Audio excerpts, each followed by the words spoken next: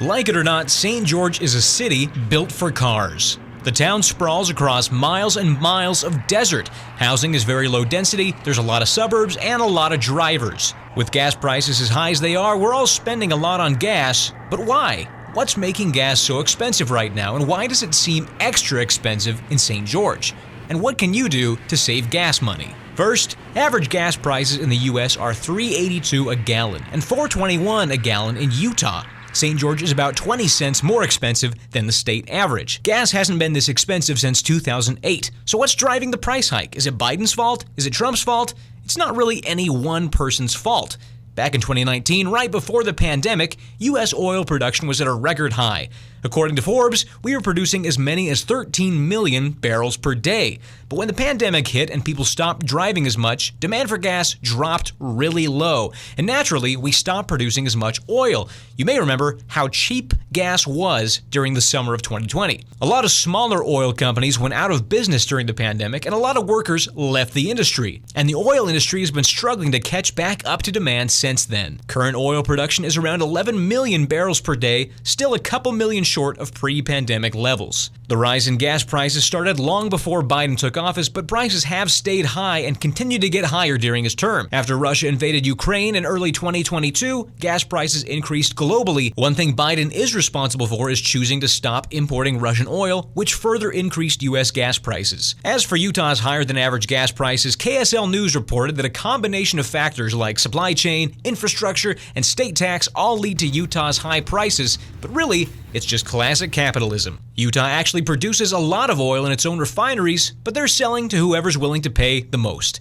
Oil companies are recording record profits, and us plebeians are stuck footing the bill because we don't really have any other options. Or do we?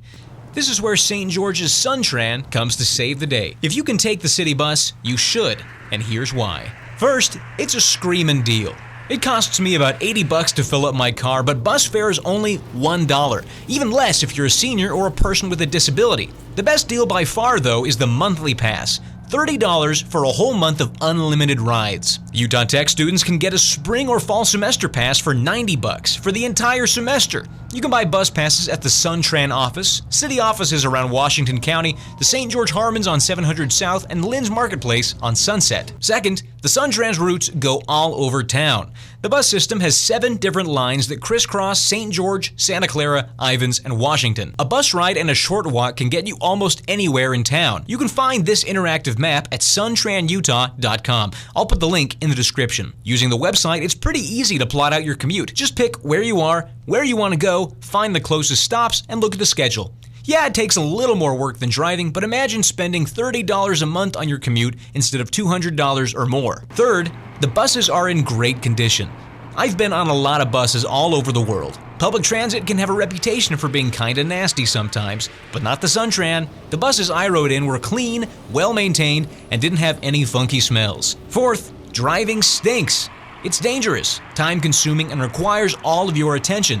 On the bus, a trained driver does the driving for you. You can sleep, you can read, you can finish brushing your hair, you can listen to music alone, or you can talk to the people around you, make new friends. It's a great way to feel more connected to your home city. However, the Suntran system isn't without its drawbacks. One, it doesn't go everywhere. Due to its limited scale, the Suntran doesn't make it everywhere in town. This also means some trips aren't very convenient. For example, it's about a 10-minute drive from my office to the Smiths on Bluff, but 34 minutes by bus because there's no direct route. 2, it also doesn't come as often as I would like. To use the Suntran, you have to plan your schedule around the bus instead of just hopping on whenever you want.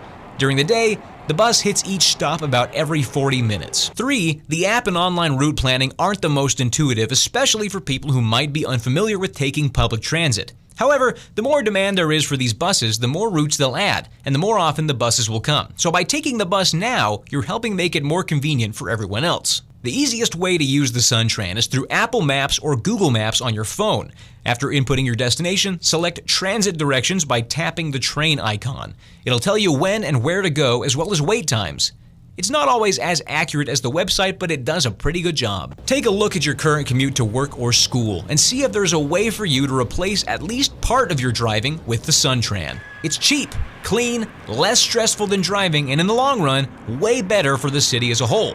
The fewer cars on the road, the better for everyone in town. Not to mention all those fat stacks of cash you're gonna save. Reporting for Red Rock Now in St. George, I'm Joseph Carson.